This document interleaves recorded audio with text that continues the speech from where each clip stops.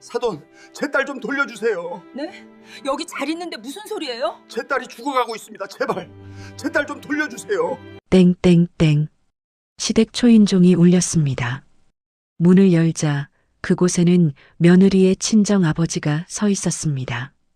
평생 고개 한 번 숙인 적 없는 칠순 노인의 눈에는 눈물이 가득했습니다. 사돈, 제 딸 좀 돌려주세요. 네, 제 딸이 죽어가고 있습니다. 제발, 제 딸 좀 돌려주세요. 시어머니는 당황해서 물었습니다. 무슨 소리냐고 며느리는 멀쩡하게 집에 있다고 말했습니다. 하지만 친정 아버지는 고개를 저으며 말했습니다. 겉으로는 멀쩡해 보일지 몰라도 제 딸은 이미 죽어가고 있습니다. 당신들이 죽이고 있어요. 그날 시댁 거실에서 벌어진 일은 평생 잊을 수 없는 충격이었습니다. 이 이야기는 5년 전 한 며느리가 설날에 친정을 단 30분만 방문하도록 허락받던 날부터 시작됩니다. 박소영은 32살의 평범한 여성이었습니다. 결혼 전에는 중견 IT 기업 테크인에서 기획팀장으로 일했고 능력을 인정받는 커리어우먼이었습니다. 하지만 결혼 후 시어머니의 강요로 회사를 그만두어야 했습니다. 며느리가 밖에서 일하는 것은 집안 체면에 안 좋다는 이유였습니다. 소영의 남편 이재호는 대기업 한국산업의 과장이었고 시어머니 황금수는 전형적인 구시대 사고방식을 가진 사람이었습니다. 며느리는 시댁을 위해 존재하고 친정은 잊어야 한다는 생각을 가지고 있었습니다. 결혼 5년 차, 이번 설날도 마찬가지였습니다. 소영은 조심스럽게 시어머니에게 부탁했습니다. 설날에 친정을 잠깐 들렀다 와도 되겠냐고 물었습니다. 소영의 친정은 차로 1시간 거리에 있었고 아버지는 최근 당뇨 합병증으로 건강이 좋지 않았습니다. 하지만 금순의 대답은 차갑고 단호했습니다. 안 돼. 명절에는 시댁에 있어야지. 소영은 간절하게 부탁했습니다. 아버지가 편찮으시다고 얼굴이라도 보고 싶다고 말했습니다. 금수는 한참을 생각하더니 마지못해 허락했습니다. 그래, 30분만. 30분 안에 다녀와. 30분. 왕복 2시간 거리인데 30분만 있다 오라는 말이었습니다. 사실상 가지 말라는 의미와 같았습니다. 하지만 소영은 고개를 끄덕였습니다. 30분이라도 아버지 얼굴을 보고 싶었기 때문입니다.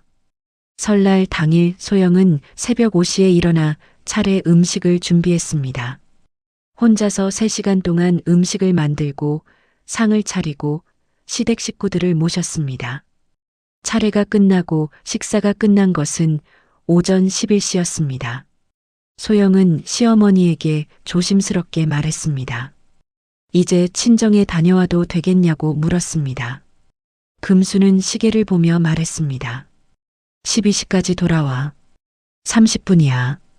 소영은 급히 차에 올라탔습니다. 남편 재우는 피곤하다며 함께 가지 않았습니다. 소영은 혼자 운전해서 친정으로 향했습니다. 도착한 시간은 11시 40분. 이미 20분이 지나 있었습니다. 남은 시간은 10분뿐이었습니다. 친정 현관문을 열자 아버지와 어머니가 기다리고 계셨습니다. 소영아, 왔구나.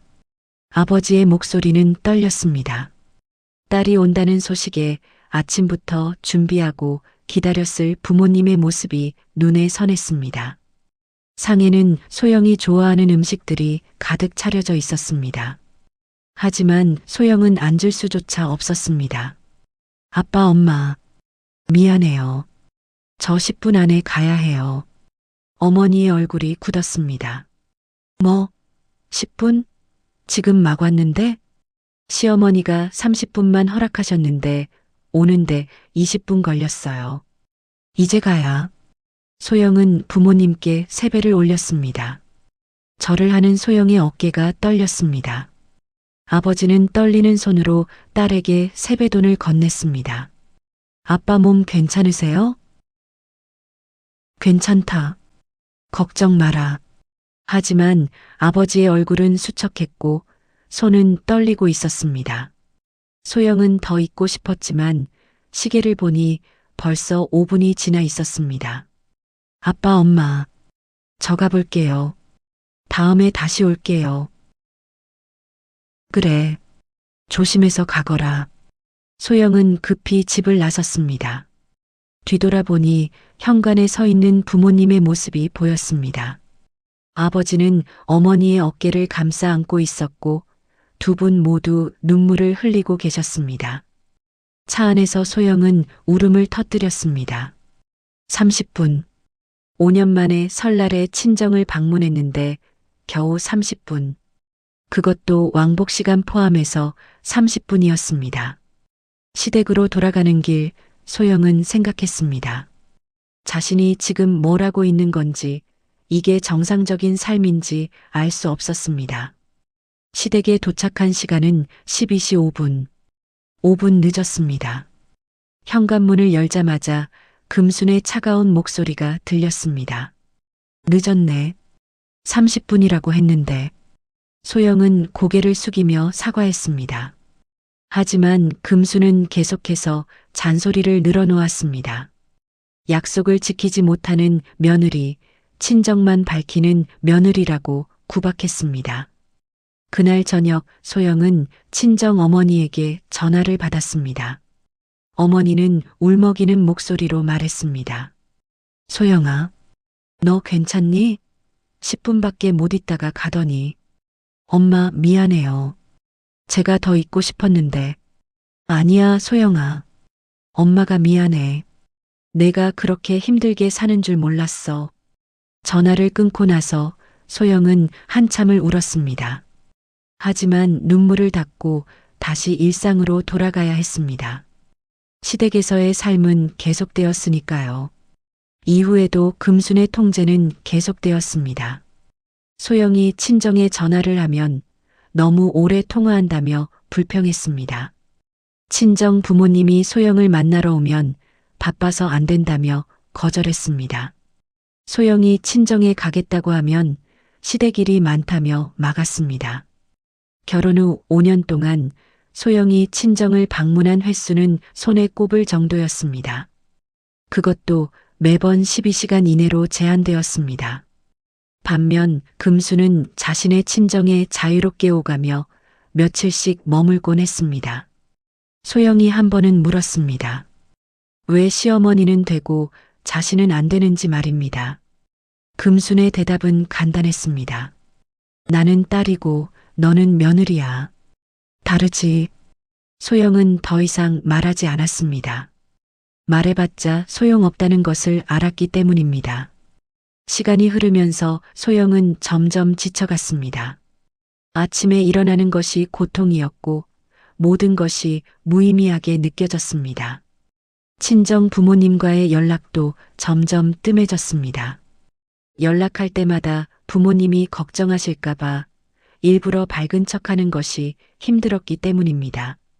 결혼 6년 차 봄 소영은 어머니에게 급한 전화를 받았습니다. 아버지가 쓰러지셨다는 소식이었습니다. 당뇨 합병증으로 인한 뇌졸중이었습니다. 소영은 급히 병원으로 달려가려 했지만 금순이 막았습니다. 오늘은 안 돼. 집안 대청소 해야 하잖아.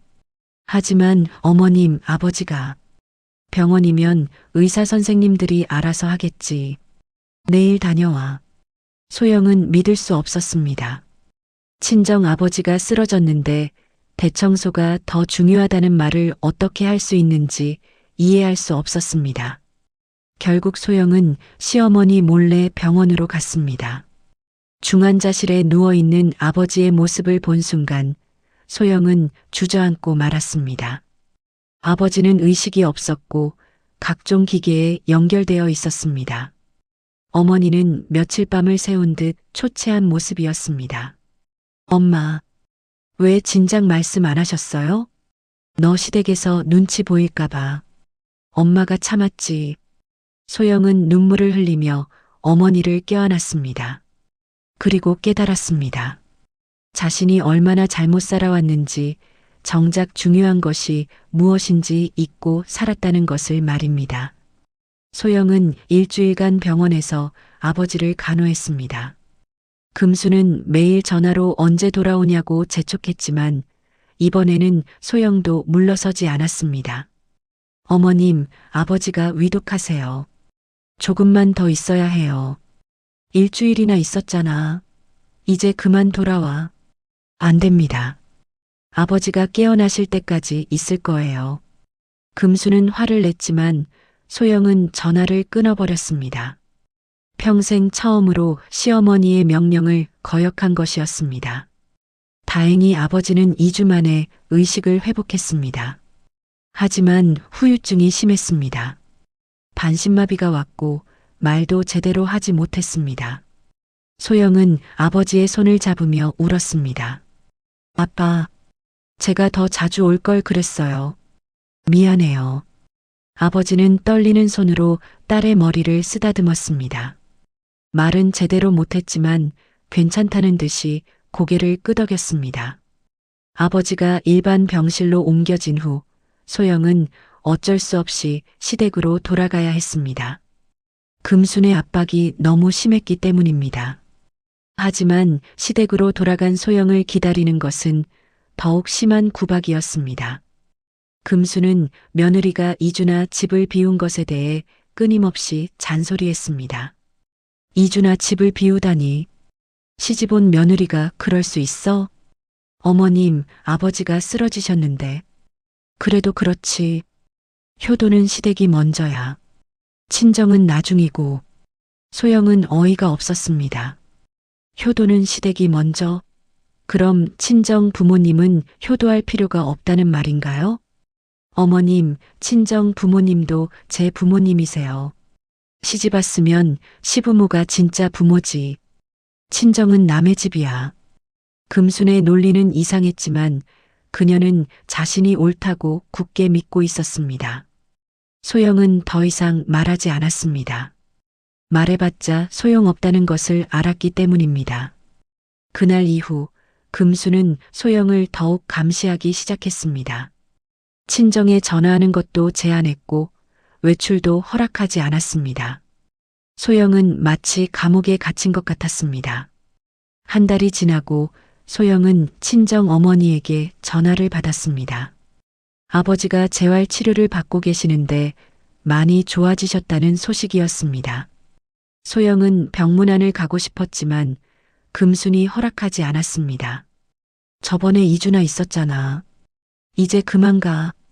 하지만 한 달이 지났는데. 안 돼. 집안일이 많아. 내가 없으면 누가 해? 소영은 참을 수 없었습니다. 어머님, 제가 아버지 얼굴 좀 보고 싶어요. 하루만. 안 된다고 했잖아. 효도는 시댁이 먼저야. 또다시 같은 말이었습니다. 소영은 더 이상 참을 수 없었습니다.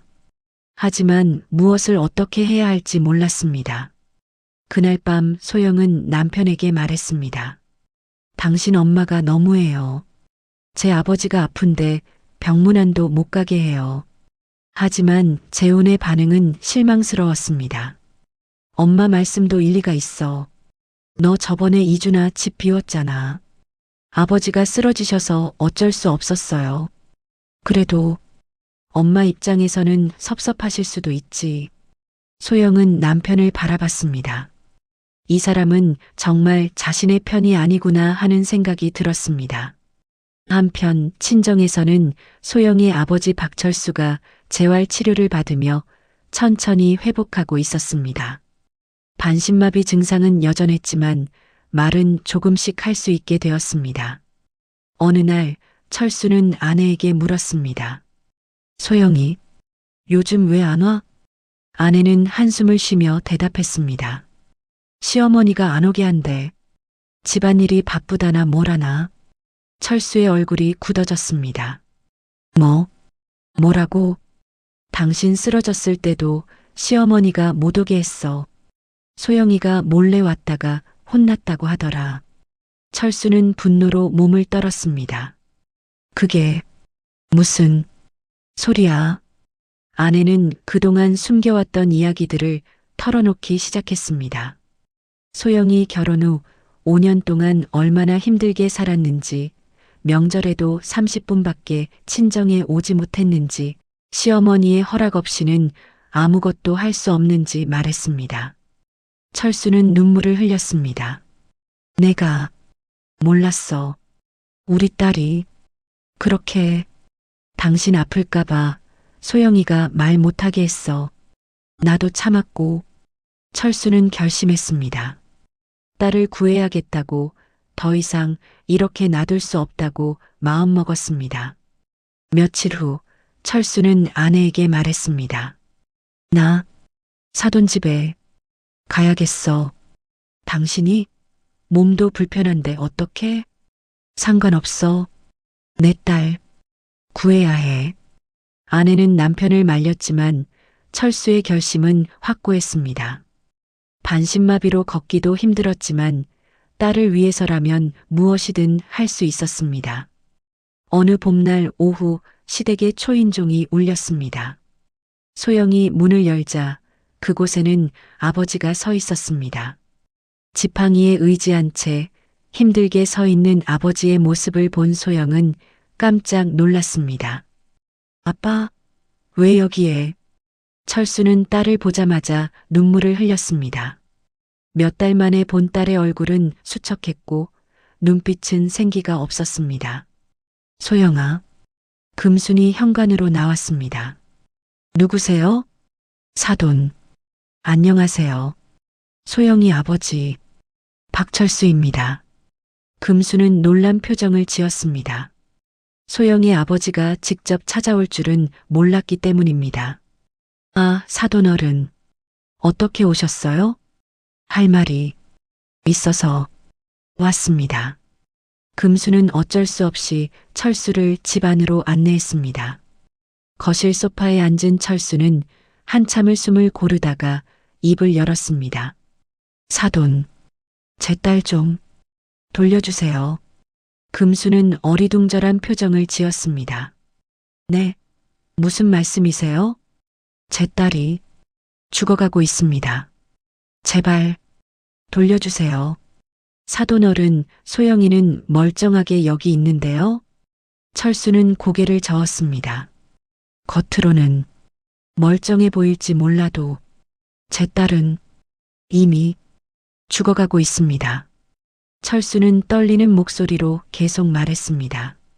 제가 쓰러졌을 때 소영이가 와야 하는데 사돈이 못 오게 했다면서요.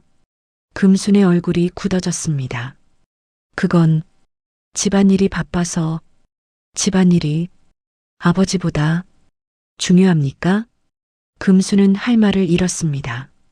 명절에도 30분만 허락하셨다면서요. 30분. 그것도 왕복 시간 포함해서. 그건 제 딸이 얼마나 보고 싶었는지 아십니까? 30분.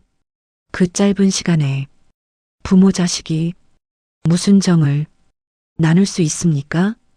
철수의 눈에서 눈물이 흘러내렸습니다. 사돈은, 효도는 시댁이 먼저라고 하셨다던데. 그럼 친정 부모는 부모가 아닙니까? 금수는 아무 말도 하지 못했습니다. 제 딸은 제 딸이기도 하지만 사돈에게는 며느리일 뿐입니다. 하지만 제게는 세상에 하나뿐인 딸입니다. 철수는 소파에서 일어나려 했지만 힘이 없어 비틀거렸습니다. 소영이 급히 아버지를 부축했습니다. 제발 제 딸 좀 돌려주세요. 이렇게 살게 하지 말아주세요. 그 순간 거실의 공기가 얼어붙었습니다. 철수의 간절한 호소 앞에서 금수는 처음으로 자신의 잘못을 돌아보게 되었습니다. 반신마비로 힘들게 걷는 노인이 지팡이에 의지한 채 사돈집까지 찾아와 딸을 돌려달라고 애원하는 모습은 충격이었습니다. 금수는 그제야 깨달았습니다. 자신이 며느리를 얼마나 가혹하게 대했는지, 며느리에게도 그리워하는 부모가 있다는 것을 말입니다. 사돈어른, 금순의 목소리가 떨렸습니다. 제가 잘못했습니다.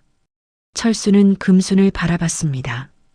제 딸에게 너무 심했습니다.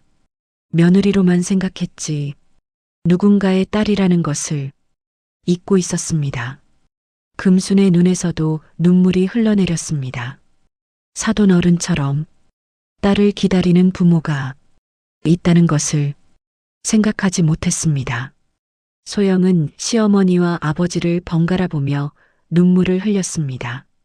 철수는 천천히 말했습니다. 저는 얼마 못 살 것 같습니다. 뇌졸중, 재발하면 그게 끝일 겁니다. 사돈어른, 그래서 부탁입니다. 제가 살아있을 동안만이라도 제 딸 자주 볼 수 있게 해주십시오. 금수는 고개를 숙였습니다. 그러겠습니다. 아니, 당연히 그래야죠. 철수는 며느리 소영을 바라봤습니다.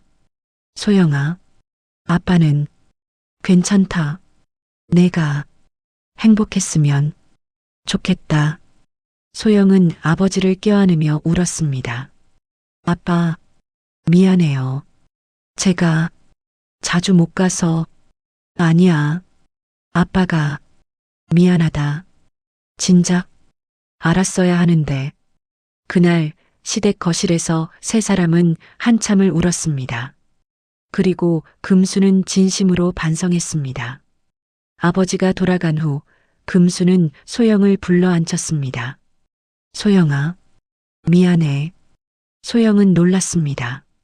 시어머니가 자신에게 사과할 거라고는 예상하지 못했기 때문입니다. 5년 동안 너를 너무 힘들게 했구나. 며느리로만 생각했지. 너도 부모님의 딸이라는 걸 잊고 있었어. 금수는 며느리의 손을 잡았습니다. 앞으로는 자유롭게 친정 드나들어. 내 부모님 자주 뵈어. 소영은 눈물을 흘렸습니다. 어머님, 그리고 명절도 번갈아 가면서 보내자. 한 번은 친정에서, 한 번은 시댁에서. 소영은 시어머니를 껴안으며 울었습니다. 감사합니다. 어머님, 그날 이후 시댁의 분위기는 완전히 달라졌습니다. 금수는 며느리를 더 이상 통제하지 않았고 소영은 자유롭게 친정을 오갈 수 있었습니다. 소영은 일주일에 한 번씩 친정을 방문했습니다. 아버지는 딸이 올 때마다 환하게 웃으며 맞이했습니다. 재활 치료도 더욱 열심히 받았고 건강도 조금씩 좋아졌습니다. 명절도 약속대로 번갈아 보냈습니다. 이번 추석은 친정에서, 다음 설날은 시댁에서 모두가 만족하는 시스템이었습니다. 금순도 변화했습니다. 며느리를 며느리로만 보지 않고 딸처럼 대하기 시작했습니다. 그리고 자신도 며느리였던 시절을 떠올리며 더욱 며느리를 이해하려 노력했습니다. 1년이 지났습니다. 소영의 아버지는 꾸준한 재활치료로 많이 회복되었습니다. 지팡이 없이도 걸을 수 있게 되었고 말도 또렷해졌습니다. 가장 큰 변화는 소영 자신이었습니다. 예전에 생기 없던 눈빛은 사라지고 밝고 행복한 표정이 돌아왔습니다. 친정과 시댁, 양쪽 모두와 좋은 관계를 유지하며 행복한 삶을 살고 있었습니다. 어느 날 금수는 친구들과의 모임에서 자신의 경험을 이야기했습니다. 나도 예전에는 며느리를 너무 가혹하게 대했어. 하지만 사돈어른이 우리 집에 찾아오셔서 딸을 돌려달라고 하시더라고. 친구들은 놀라며 물었습니다. 그래서 어떻게 했어? 깨달았지. 며느리도 누군가의 딸이라는 걸. 그리고 그 딸을 기다리는 부모가 있다는 걸. 금수는 계속 말했습니다. 이제는 며느리를 딸처럼 대해 자유롭게 친정 가게 하고 명절도 공평하게 나눠서 보내고 그랬더니 우리 관계도 훨씬 좋아졌어. 친구들 중 일부는 금순의 변화에 감동했고 일부는 여전히 이해하지 못했습니다. 하지만 금수는 신경 쓰지 않았습니다. 자신이 옳은 일을 하고 있다는 것을 알았기 때문입니다. 그의 설날 온 가족이 모여 즐거운 시간을 보냈습니다. 소영의 친정 부모님도 초대받아 함께 명절을 보냈습니다. 두 집안 부모님은 서로를 이해하고 존중하며 진정한 가족이 되어가고 있었습니다. 식사 자리에서 철수는 금순에게 말했습니다. 사돈, 고맙습니다. 제 딸, 잘 봐주셔서. 금수는 고개를 저었습니다. 아니에요, 사돈 어른. 제가 고맙죠. 저에게 큰 깨달음을 주셔서. 두 사람은 마주보며 미소 지었습니다. 몇 년이 더 지났습니다. 소영은 이제 완전히 행복한 삶을 살고 있었습니다. 시댁과 친정, 양쪽 모두와 좋은 관계를 유지하며 살아가고 있었습니다. 아버지 철수는 여전히 건강하셨고 손주들과 즐거운 시간을 보내고 계셨습니다. 그날 사돈집을 찾아간 용기가 딸의 인생을 바꿨다고 자주 말씀하셨습니다. 금순도 완전히 변했습니다. 이제는 며느리의 가장 든든한 지원자가 되었고 친정 부모님과도 친한 친구처럼 지냈습니다. 소영은 가끔 5년 전을 떠올렸습니다. 30분만 친정에 머물도록 허락받았던 그 설날을 말입니다. 그리고 생각했습니다. 만약 아버지가 용기를 내서 시댁을 찾아오지 않았다면 자신은 아마 지금도 불행하게 살고 있었을 거라고 말입니다. 진정한 가족은 일방적인 희생이나 통제로 만들어지는 것이 아닙니다. 서로를 이해하고 존중하고 배려할 때 만들어지는 것입니다. 며느리도 누군가의 소중한 딸이고 그 딸을 기다리는 부모가 있다는 것을 잊지 말아야 합니다. 여기까지 한 아버지의 용기와 그로 인한 가족의 변화 이야기였습니다. 며느리도 딸입니다. 시댁도 가족이지만 친정도 가족입니다. 이 이야기가 여러분에게 작은 깨달음을 주었기를 바랍니다. 영상이 도움이 되셨다면 구독과 좋아요 부탁드립니다. 여러분의 응원이 더 좋은 이야기를 만드는 힘이 됩니다. 다음에도 의미 있는 이야기로 찾아뵙겠습니다. 감사합니다.